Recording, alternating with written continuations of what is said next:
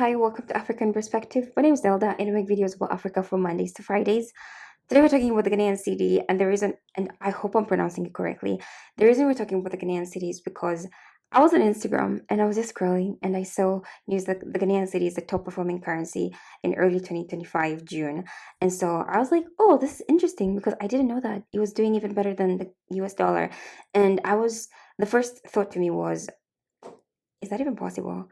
Because I feel like I have also been conditioned just as an African to view myself as less than in a way. And so I was really impressed when I actually went ahead and did the research and I was like, this is news that is worth celebrating. So we're going to talk about it today. We'll look at the history of the Ghanaian city. We'll look at how Ghana was able to get here, what exactly they did. And then we're also going to have a look at how other African countries can learn from what Ghana has done. So feel free to like the video, to subscribe, to comment, and to share.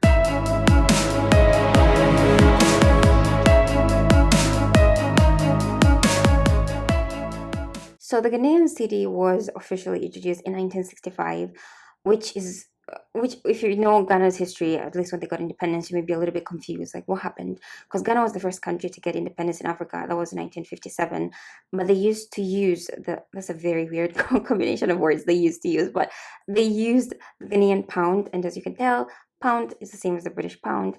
They were colonized by the British, so they had that name, but they decided to give it the name city, which according to ChatGPT, don't come for me. According to ChatGPT, that is what was it's a word for cowrie shell, which was a pre-colonial currency that existed in present-day Ghana. So I think that was first of all, I think that's a very good move. We're just going to appreciate that for a moment, compared to as always, I'm going to throw Tanzania under the bus. Tanzania uses Tanzanian shillings. While we're talking about shillings, I'm just going to throw Kenya and Uganda under the bus as well. So I wish we had our own words for currencies, because later on we're going to talk about the top performing currencies in the world. No, not in the world, in Africa. Although Africa is the world, isn't it? But we're going to talk about the Turkish dinar, the Moroccan dirham. All these other countries have their own names, and then Tanzania is still stuck with shillings. Anyways, so Ghana decided to change their name from pound to cedi, and the currency was doing really well in the 1960s when they changed the name. But in the 1970s and the 1980s, they faced hyperinflation. Hyperinflation, as somebody who didn't study economics, hyperinflation sounds really fancy schmancy, but basically it just means the same thing costs more money. That's all that inflation or hyperinflation means. Hyper just means very, very high. So when you hear hyperinflation, it means the difference in how much you were paying for something versus what you're paying now is very high. So for example, a carton of eggs could have costed $1 10 years ago, but now it costs $3. That is inflation. So basically, over the years, the prices of things increases. So Ghana's currency underwent that in the 1970s, 1980s, and that led to something that is known as redenomination, which again, very fancy schmancy economics terms, but what basically what that means is they just cancel the zeros from the money. That's all. So present day in today, one Ghanaian cedi today, if they didn't remove the zeros, it would have been 10,000 Ghanaian cedis. So all they did is, for example, this is just random prices. If a loaf of bread costed 1,000 cedis, I don't even know if that is even possible. If it costed 1,000 cedis, they just cancel the zero, so it starts costing one cedi. I hope that makes sense.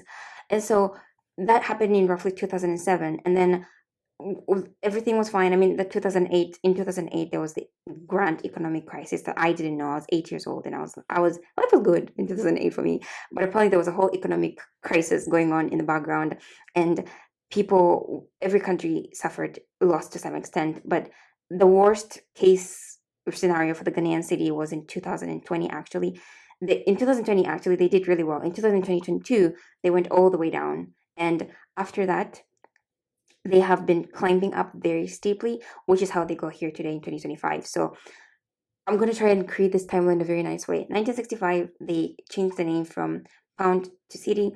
1970s, 1980s, they get hyperinflation. That was mostly due to debt. They were borrowing a lot of money because the budget they had for their country wasn't matching up with the revenue they were bringing in. So after that, the economy wasn't doing too well, it was going down. 2007, they were like, we're going to cancel the zeros from our money. That's redenomination. 2008, the economic crisis. They do fairly okay until 2020. They're the top performing currency in 2020.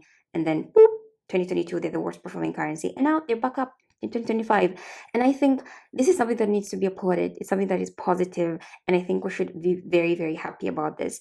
And so, how was Ghana able to do this? The very first thing is they maximized on the things that they have. And I know that sounds like common sense, but Ghana is the leading exporter of gold in Africa. They're called the Gold Coast for a reason. They have the most gold in the continent, and they've really, really maximized on that. And I'm just going to combine this section with also talking about how other African countries can learn, because I'm thinking country like DRC, for example. The DRC produces what 70% of the cobalt in the world is produced by the DRC, which means they can literally they literally decide the global trade in terms of cobalt. And not just cobalt, they have other precious minerals. I mean minerals. Wow, my Swahili accent came out.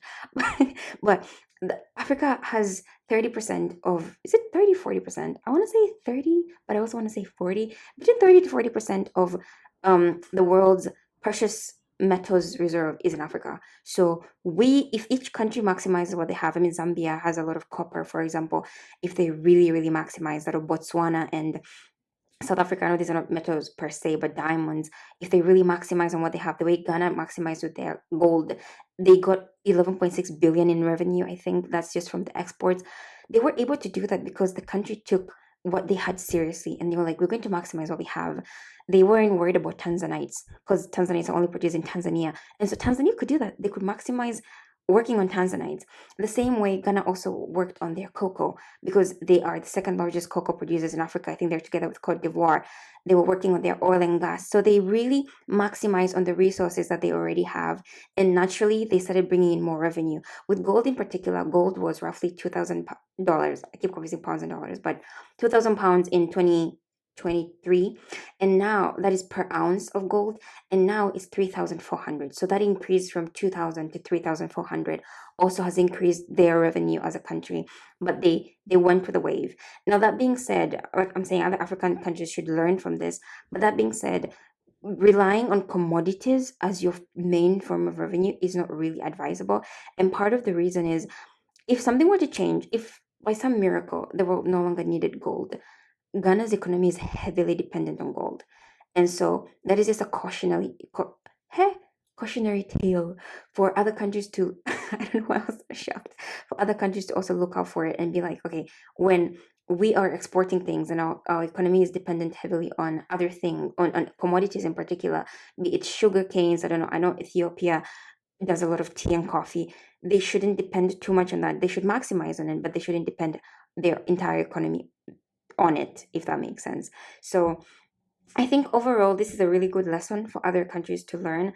They also worked very well with the IMF, which is the International Monetary Fund. So one of the reasons Ghana's currency wasn't performing very well in 2022, especially, is because they were in so much debt. So currently, roughly 82% of their GDP could be reused to just pay debt, which is very, very heavy. It's a heavy burden. Imagine if 80% of your salary every month was used to pay back loans, and you still have to survive. You still have to come up with a budget for education and health, all of that. So that's what Ghana was facing. But they're doing really well now, because compared to roughly a couple of years ago, it was in the 90s. So they've improved. It's a little bit slow, but they've improved. And one of the reasons they've improved that is because they were able to work with the IMF, the International Monetary Fund, to restructure their debt, and they were able to pay back really a good amount at a steady pace. And so that pressure of repaying debt wasn't too much on them. And lastly, the other thing that they did is, I found out about this actually. Again, I didn't study economics, I studied psychology, but they did something called it's not they did something called, but there's something called central bank independence. And basically what that means is the central bank of the country has the right to deny the government from just loaning money however they want, or using money however they want. It's like a control that gives the central bank independence from the government taking advantage of the country's economy. And Ghana did very well in that. So, for example, I think I was reading about this in a newspaper, actually, not a physical one, it's the digital age. But I was reading about them setting like a 28% interest rate, which discourages people from borrowing money, and that in itself gives people a lot of a sense of responsibility to be like, we're not just gonna misspend money anyhow. We're going to use money well, and that keeps money in the ecosystem. It doesn't keep money in credit. So it's not just people just borrowing money and hoarding it. The government doesn't have money moving around. I literally know the Swahili word for this, but the English word is escaping me. So you just have to work with this mumbo jumbo that I'm coming up with right now. So that's what Ghana did. They just maximized their the resources that they have. They worked with the IMF. They were honest, like, hey, we're struggling to repay this. Work with us here, and they gave the central bank independence as well. So they're doing really well currently. I was just having a look at the top 10 currencies in Africa, and Ghana is currently, at least as of today, is the fourth. It goes up and down depending on how things go. But the first one is the Tunisian dinar, the Libyan dinar, the Moroccan dirham is number three, Ghanaian cedi number four, Botswana pula for number five, Seychelles rupee is number six, and then Eritrean nakfa, Namibian dollar, the Soto loti, and then the South African rand. So these countries are doing absolutely amazing, and I just like to applaud them. Again, it's very rare to hear positive news out of Africa, so I want this channel to be part of pushing out that positive news, to be like, hey, there are certain aspects of our continent that are doing great, and sometimes that's all it takes, just applauding people and being like, good job and keep it up. So I hope that's helpful in letting you know what is going on in Ghana and the whole currency situation. And if that sounded interesting, feel free to subscribe. I post videos every day from Mondays to Friday, not every day, Mondays to Fridays, roughly around 5 p.m., 6 p.m. GMT. So hopefully you like this video, and hopefully you watch some more. Bye.